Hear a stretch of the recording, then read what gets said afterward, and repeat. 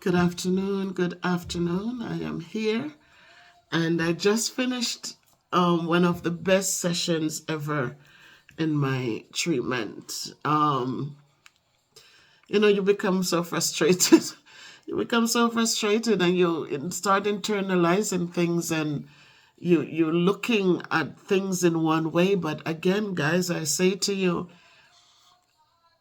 if you are feeling frustrated, if you are in a place where you cannot just get a full release of anything, of things, the first part of the healing process is to find somebody you can talk to.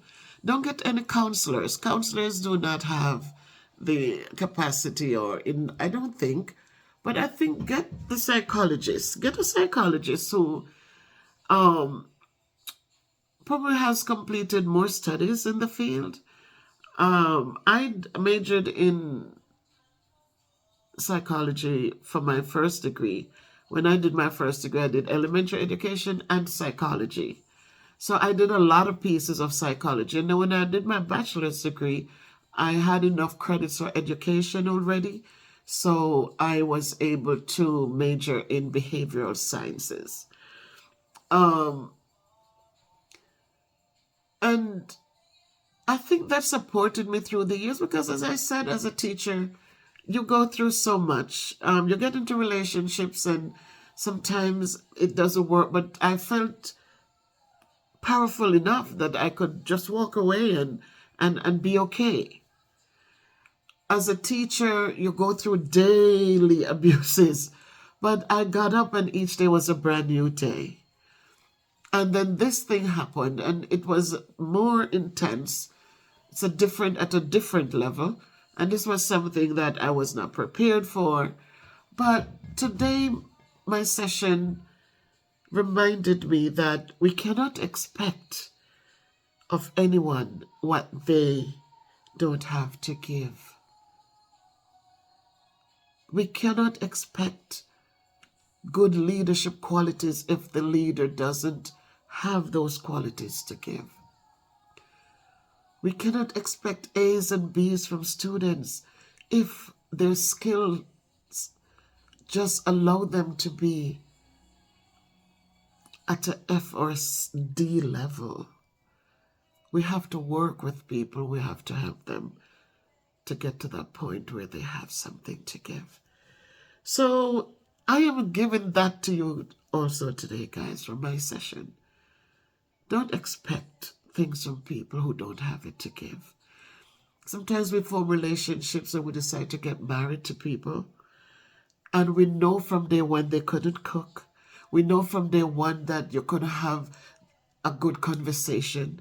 We knew from day one that they were not warm and loving. They didn't know how to say things that affect the heart, that makes you feel warm and fuzzy inside. They didn't have it then. But then you get married and all of a sudden you want it and they don't have it to give. So I really am thankful to my therapist today. And I did tell her thanks because all of a sudden it's like I feel like a different feeling inside. I have a different feeling. And we can pray to God, we can pray and say, people might think, oh, shake it off and do this or do that. But I was looking at things from a different angle. I expected and I hoped that. When in reality, she didn't have it, so she wouldn't know it and she couldn't give it. Her way of doing things was just what she did. And so, yes, I am cautious to go back to the classroom, understanding that she doesn't know how, and therefore these things might repeat themselves. The kids are still there doing what they do, and so I fully understand it now. My son is concerned because he doesn't want any kid. He says, Mommy, the kids might not have had just words to speak, but had a weapon to use also. And he's concerned about that. He's so concerned. He doesn't want his mother to be hurt. And so as we go forth today, guys, I want us to just remember that people who are not kind, don't expect kindness from them. People who are hateful, don't expect love from them. People who did not know how to, don't expect love and support from them. People who are never encouraging, people who are never uplifting, people who have lived their lives putting people down, and it's all about themselves. It's all about what they want and how they want it, and no one else matters. People who have, that's just their MO, then don't look for anything better. And so I will go forth in peace. I will continue my treatment, because all this time I've been just like crying, like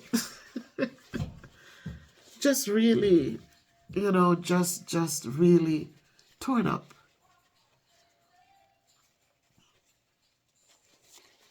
And I sent a letter to the person. I said, you want to have a meeting with me, but you have never reached out.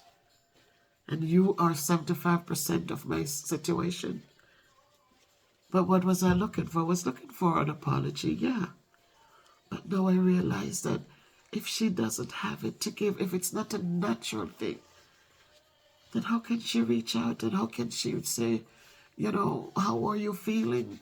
I could have done differently, when it's not part of her MO. It's not part of who she is.